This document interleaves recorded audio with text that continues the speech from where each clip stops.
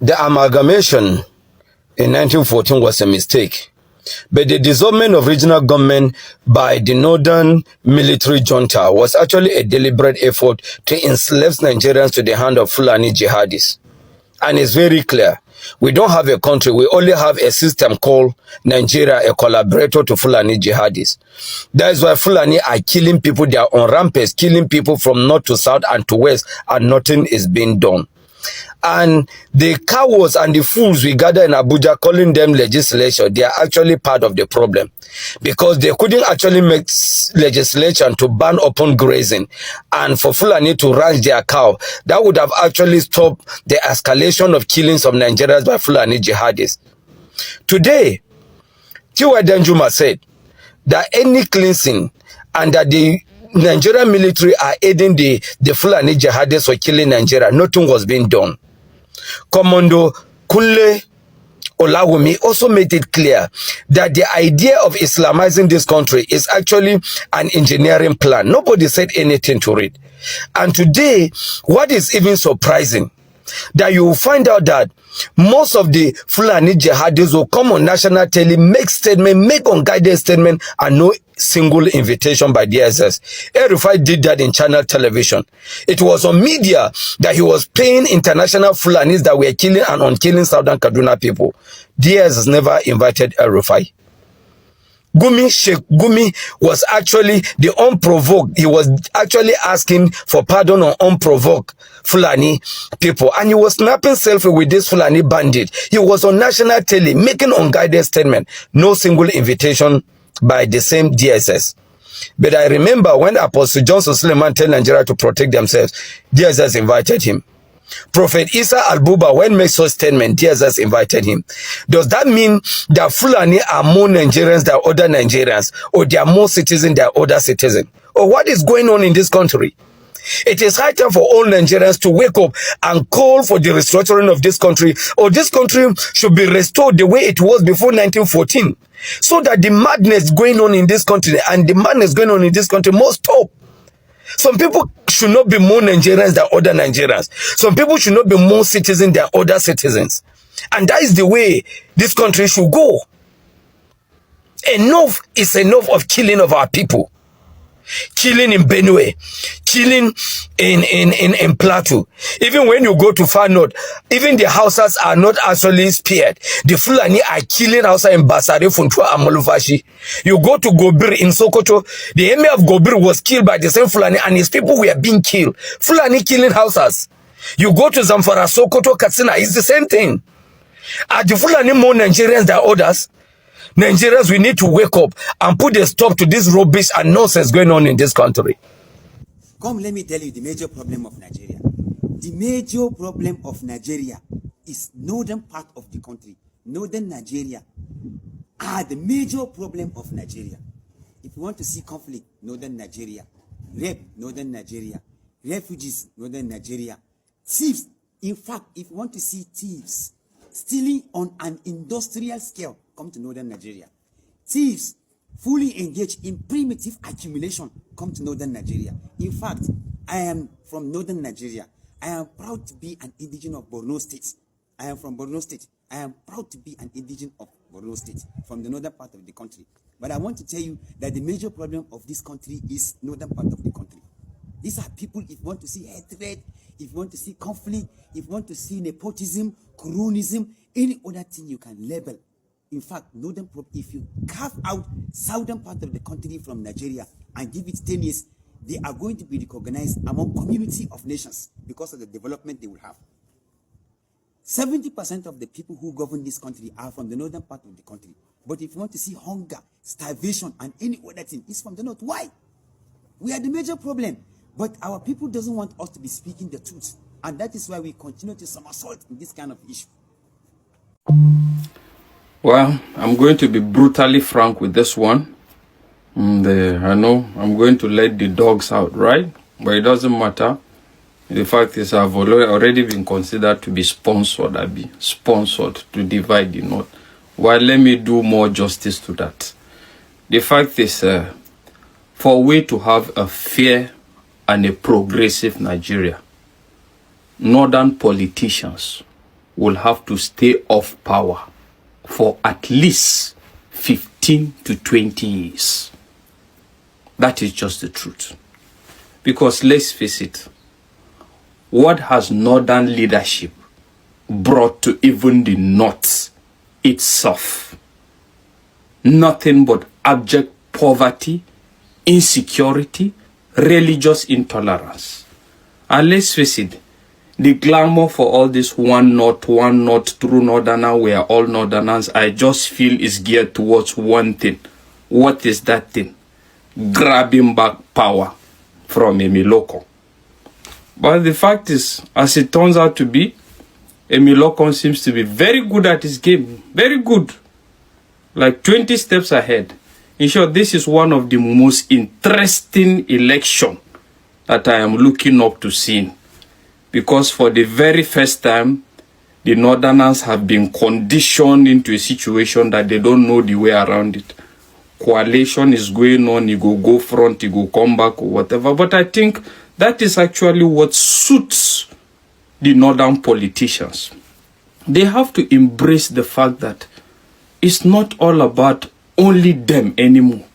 And only them, just the politicians, not the poor man.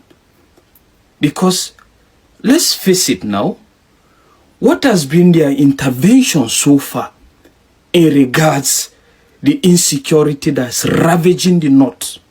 The fact is, the propagation of the blame game is the Westerners, it's Western influence that are against us or whatever. They don't want the north to stand. That is what they keep feeding everybody. Well, you can't feed that to people like me. And I hope that if you're a very reasonable northerner, you should see sense in what I am saying. But if you are not, I already know your stand. But the fact is, you can't feed me that anymore. There are a lot of ills, there are a lot of negligence that have resulted to all these things.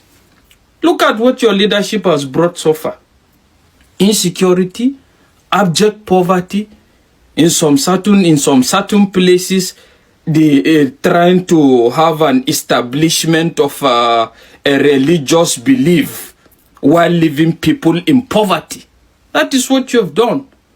Well, the fact is, the only time I will see a true north that is reflective of the desire of the common man is that north that I'm hoping to see that will want to endorse a candidate that is not necessarily a northerner, but with the hope that he is going to deliver well to the betterment of the nation. Because let's face it, there is no excuse that the North will give in regards not living up to some of these challenges that is ravaging the North. And when you talk now, they say you are sponsored, FBI, KGB, waiting, they sponsor you. Well, you can now see that I'm really sponsored. Abi, I'm really sponsored. All I'm trying to say is the northern politicians will have to stay off power for at least 15 to 20 years. Let there be equitable distribution of this power. Well, the fact is, it's left to other regions to see sense in what I'm saying and know what to do about that. If you understand what I'm trying to say. That is just my take for now. So you can fire your shot and insult, Abi, as usual. You know, one of the funny and the unbelievable thing I've seen on this internet space is when I see a Boko Haram member condemning a Boko Haram member. When I see a potential Boko Haram member condemning a Boko Haram member. Okay, we all know that the Boko Haram members are the ones that are carrying rifle, Abi, that are doing whatever they are doing, all in the name of they believe that is for a reward in heaven. But then, there is this group of potential Boko Haram members as well. Who are these potential Boko Haram members?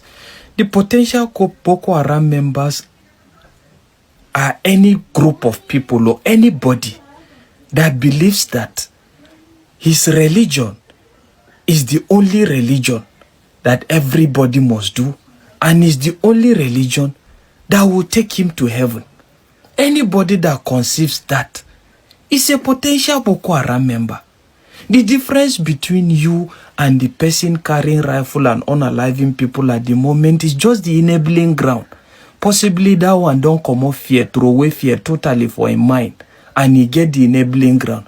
But you now, you are just yet to reach to that point in time that you will throw everything to the air and just carry rifle. But the fact is, in due time, in due course, you too, your motivation level will raise. And it will raise from that small level of you think everybody is an infidel. Everybody that is not of your religion or doesn't think your way is not a believer and is not going to heaven. There is no difference between you and your brother. Because your brother is even doing action. You now, you are just in the talking stage. That's just your difference. Nothing more. You are the same thing. And another funny thing is when you see an ambassador of atrocity, a potential ambassador of atrocity, preaching peace. Who is the ambassador of atrocity? The ambassador of atrocity is equally the same person that thinks that everybody must think his way and everybody must belong to his religion. So how can you preach peace? Is it not funny when you hear peace coming out from the mouth of such kind of person? It's so unbelievable. And funny enough, all these things you are doing is with the hope of reward in heaven. This heaven, you have never been there. Even your parents or your great-grandparents that have been there, nobody has come back to tell you this is how it looks like, this is what qualifies him to heaven. And funny enough, you are not even enjoying this small life you have to enjoy on earth. Hunger, they worry you. You are so tattered, malnourished. Now that malnourished body and hunger and ignorance, now you want carry go heaven. Do you think there will be heaven for that kind of mind, for God's sake? For that kind of a mindset? If heaven there for this kind of people, me, I tell you sincerely, I don't want to go to that kind of heaven. If I will see this caliber of people in heaven, I'm telling you, forget about heaven. Don't count me in that kind of heaven those people want to go. Bala Muhammad was speaking the other day. You heard what he said? That Fulani people, they don't forgive or forget. That wherever they go is their hope. Anywhere a Fulani man goes is his hope. So if a Fulani man enters your land, a Fulani man comes into your house, your house becomes their house. I said the man was saying this thing, that they are going to call an international meeting for all Fulanis so that they can resettle them. I said, look at a woman being talking. Barrister, why has special treatment been given to certain people in this country? Why? I said, leave them there. Look, do you know why they are saying all this? We have no right reason up to this nonsense. I'm not joking. After you said the Igbo, that is one of the things that annoy us. That's why we want to leave Nigeria, because this nonsense is, in fact, it is unthinkable. You allow a particular ethnic group that came from nowhere. They were not indigenous to Nigeria. They know their history. 1804, that was when they entered Nigeria and took over everything. The Fulani people? Yes, now. And they are now, look at it, somebody invited to come and eat. He now remove your hand from the plate and even carry the food. And that one, he even killed you and took over your home. So you invited him to come and eat, and nobody is ashamed to go into this system. Is that not enough for us to say, look, you people, you came here to cause mayhem, or you go back wherever you are coming from. It's not enough, Abi. You have allowed them to settle down and they are now become Lord of the Manor.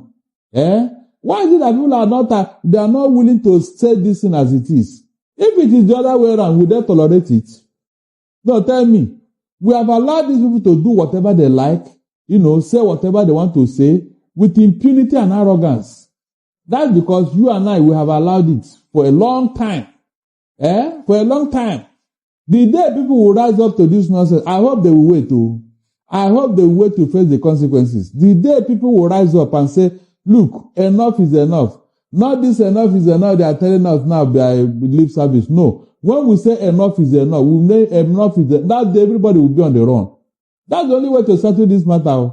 Thinking that condemnation, press statement, meeting is a lie because it has been going on. Since Obasanjo, look at Obasanjo 1999, he imposed the state of emergency in the same Plateau State because of this same killing. Let somebody come and tell me that a full animal need the whole Nigeria to rear his cattle. Let somebody come and tell me that. You mean with all the land in the north, they didn't see where to rear cattle? They didn't. They need to encroach in people's land, in people's farmland, in people's home, in people's villages to rear their cow. Can you just imagine deliberate deceit?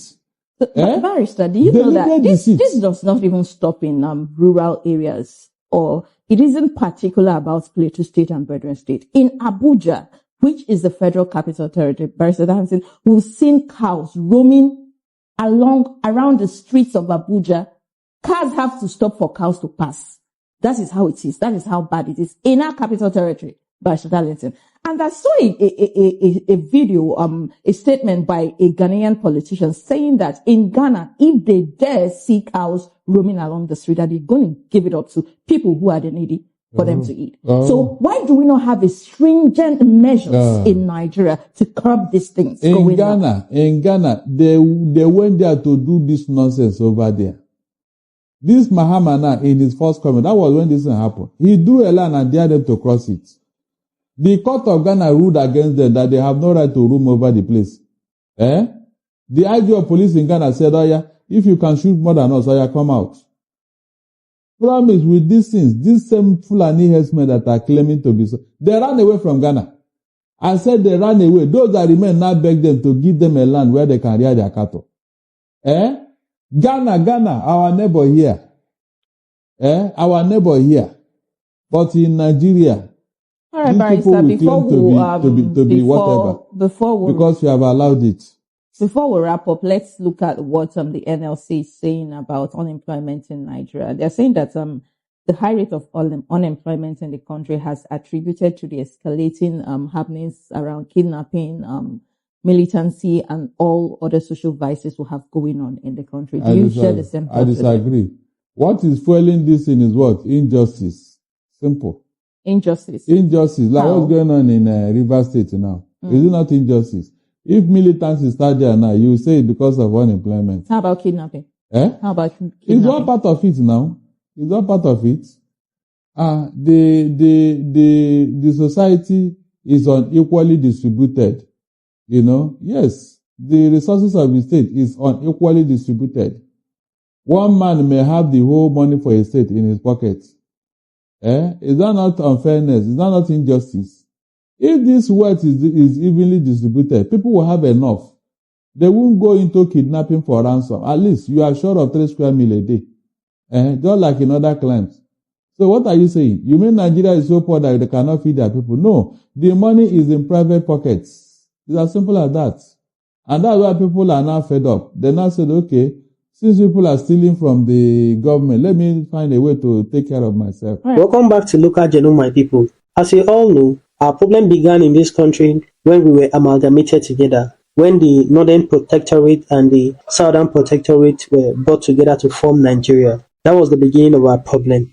The issue of division we are having in Nigeria currently today never started today. It started from the very beginning because we were not even united right from the beginning before they decided to kind of bring us together. And that problem is still entrenched in the system. It's still going on today because the North and the South don't see themselves as one. And to be honest, this problem of division and non-oneness has metamorphosed into a bigger problem. And it's on the large scale now because everybody is talking about division or anything that will separate the North from the South. To be honest, the North and the South don't see themselves as one. They don't see themselves as the same. And this problem is going to last on forever until we separate or until we divide or we have a separate region just like we had before. There is no way we can make any positive headway. So the best thing in the interest of everybody is for the leaders to come together and organize the referendum for us to know what we want. In fact, the current constitution we are using is not even the constitution of the people. It's a constitution packaged by a few individuals for their own personal personal interest and their personal gain. Those individuals that package this fraud of a constitution we are practicing today